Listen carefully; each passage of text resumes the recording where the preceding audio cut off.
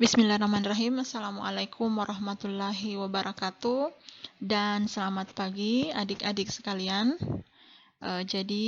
Pada pertemuan pertama kita kali ini di mata kuliah kalkulus lanjut, kita akan membahas mengenai penerapan integral, khususnya menghitung volume. Jadi beberapa hal yang akan kita bahas pada pertemuan kita kali ini, yaitu pendahuluan, kemudian masuk ke beberapa metode untuk menghitung volume. Selanjutnya masuk ke metode pertama, itu metode cakram. Kemudian seperti apa itu langkah-langkah metode cakram. Selanjutnya adalah contoh soal pertama, dan terakhir adalah contoh soal kedua. Baik, pertama kita akan masuk ke pendahuluan. Jadi ada beberapa penerapan integral. Yaitu sebelumnya kita telah mempelajari bagaimana cara menghitung luas bidang.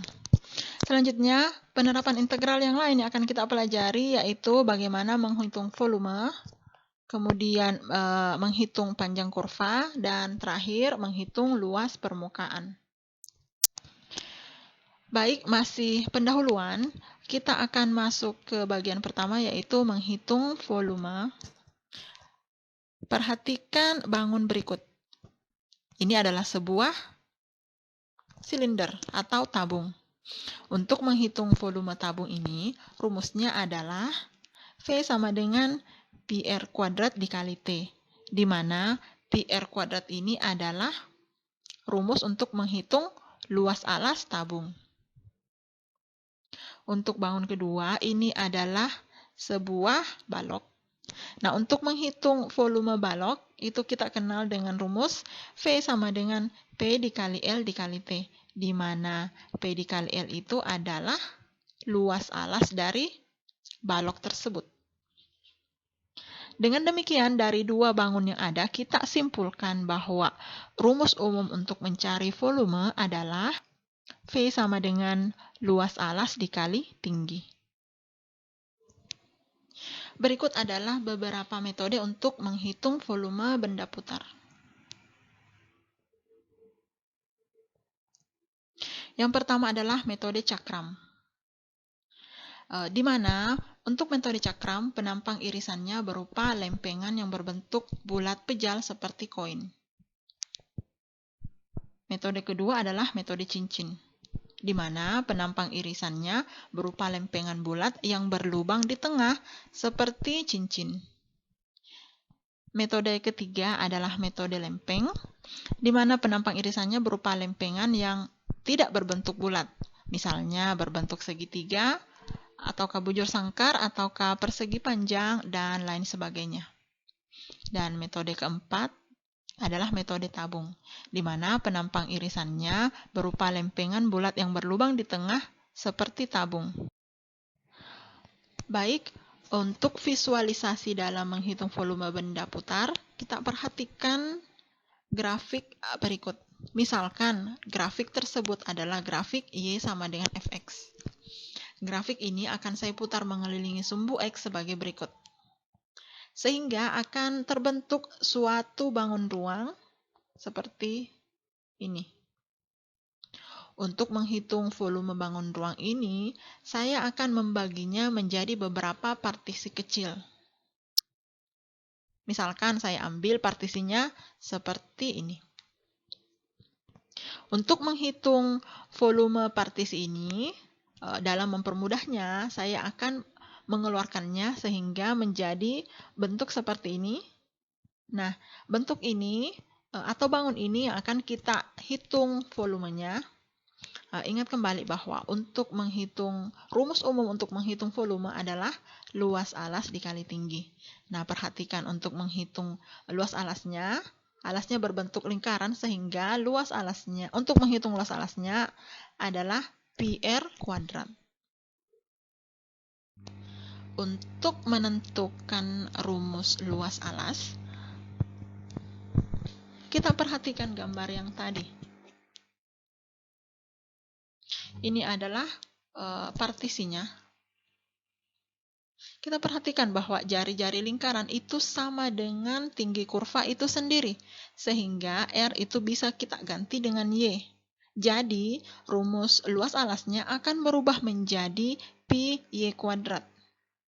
Selanjutnya, untuk menentukan tinggi partisi, kita misalkan titik awal dari partisi itu adalah X1 dan titik akhirnya kita misalkan sebagai X2. Sehingga tinggi partisi adalah selisih jarak atau selisih panjang X2 dengan X1. Kita misalkan sebagai delta X. Jadi, volume dari partisi tersebut adalah pi dikali Fx kuadrat dikali delta Xi. Selanjutnya ini bangun ruang ini terdiri dari beberapa partisi. Sehingga untuk menghitung volume bangun ruang secara keseluruhan, kita harus menjumlahkan seluruh partisi-partisi yang ada.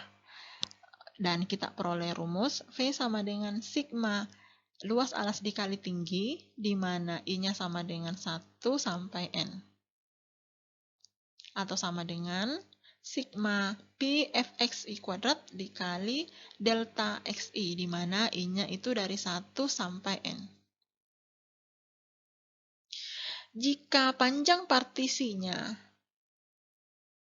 saya ambil sekecil mungkin, kita akan memperoleh partisi sebanyak tak hingga.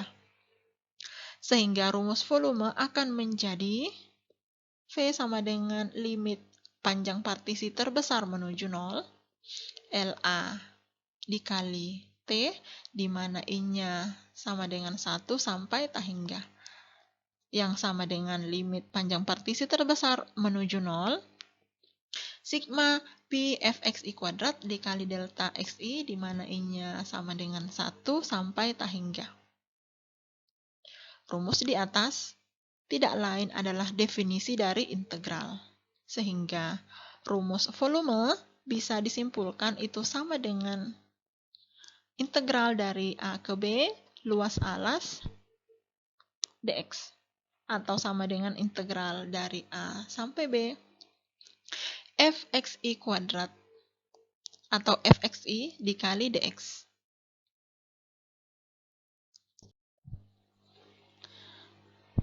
Sehingga dari pemaparan sebelumnya kita dapat menyimpulkan bahwa langkah-langkah menghitung volume benda putar khususnya metode cakram adalah sebagai berikut. Yang pertama, kita gambar dulu kurvanya. Kemudian kita tentukan batas-batasnya. Selanjutnya, setelah kita memutar garis tersebut atau grafik tersebut mengelilingi sumbu X atau sumbu Y, kita akan mendapatkan sebuah bangun ruang. Dari bangun ruang itu kita tentukan partisi-partisinya. Dari model partisinya, kita dapat menentukan metode apa yang akan kita gunakan. Dalam hal ini kita menggunakan metode cakram ya. Selanjutnya kita merumuskan seperti apa formulasinya. Dan yang terakhir kita menghitung integralnya. Baik, selanjutnya kita masuk ke contoh soal pertama.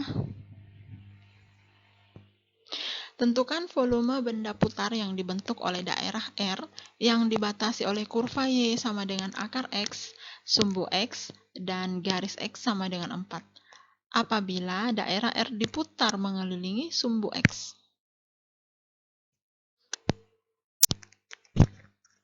Kita ingat kembali langkah-langkah dalam menghitung volume benda putar.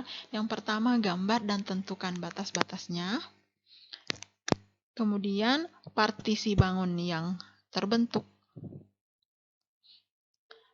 Yang ketiga, tentukan model yang akan atau metode yang akan digunakan. Dan selanjutnya, merumuskan dan menghitung integralnya. Jadi sebenarnya ada 6 langkah. Kemudian saya sarikan atau saya persempit menjadi 4 langkah.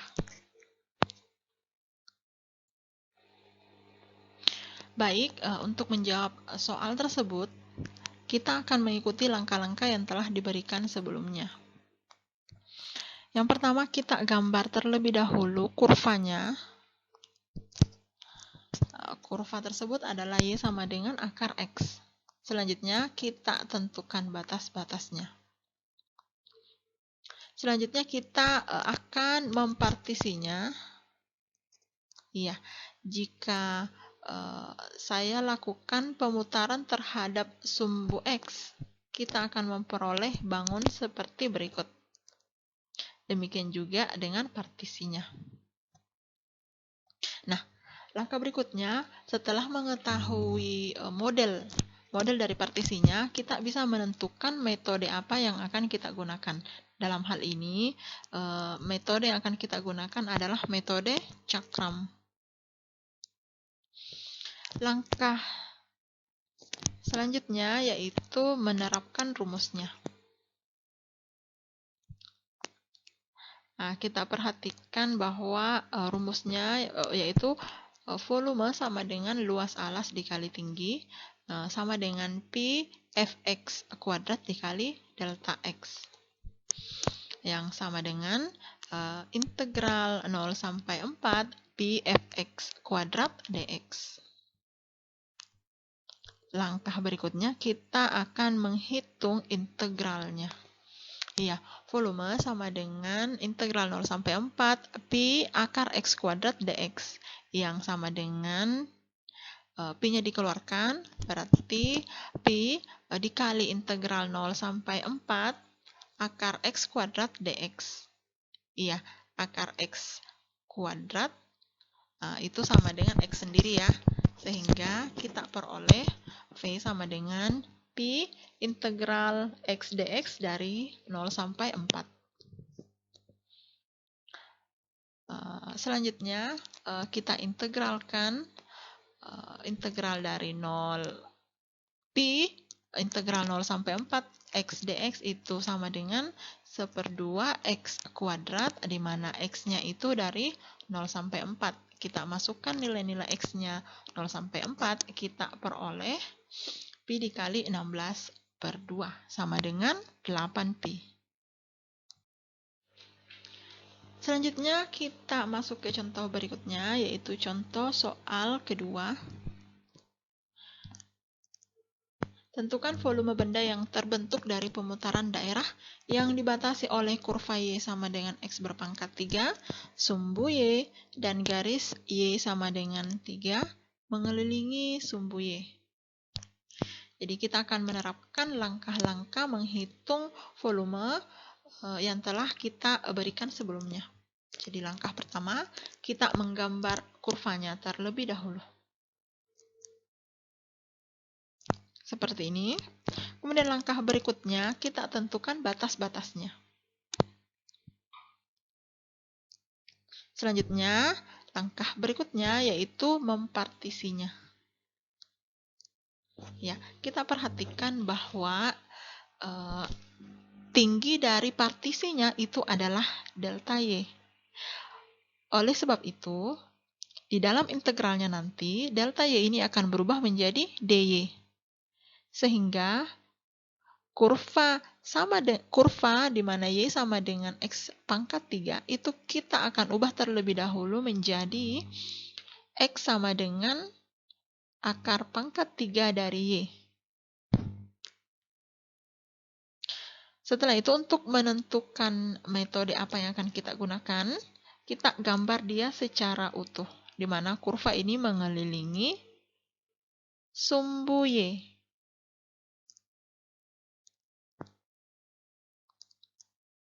Kita dapat bentuk partisinya secara utuh.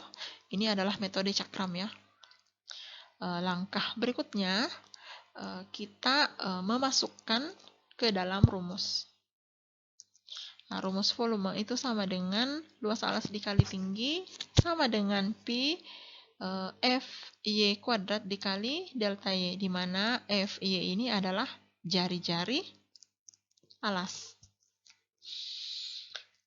Baik, yang sama dengan dimasukkan ke dalam rumus integral yang sama dengan pi Fy kuadrat dy dari integral pi F kuadrat Fy kuadrat dy dari 0 sampai 3. Yang sama dengan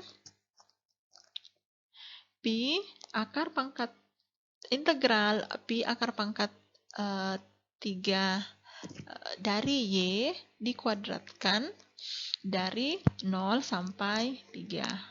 Sama dengan pi integral dari 0 sampai 3 akar pangkat 3 dari y kuadrat dy sama dengan pi integral dari 0 sampai 3 y berpangkat 2/3 dy. Setelah itu kita integralkan, kita peroleh V sama dengan pi 3/5 dikali Y berpangkat 5/3, di mana Y-nya itu dari 0 sampai 3. Masukkan nilai-nilai Y sama dengan 3 ke dalam persamaannya, kita peroleh pi dikali 3 dikali akar pangkat 3 dari 3 berpangkat 5 dibagi 5. Kita peroleh pi dikali 3 dikali akar pangkat 3 dari 3 berpangkat 2/5. Sama dengan 11,76.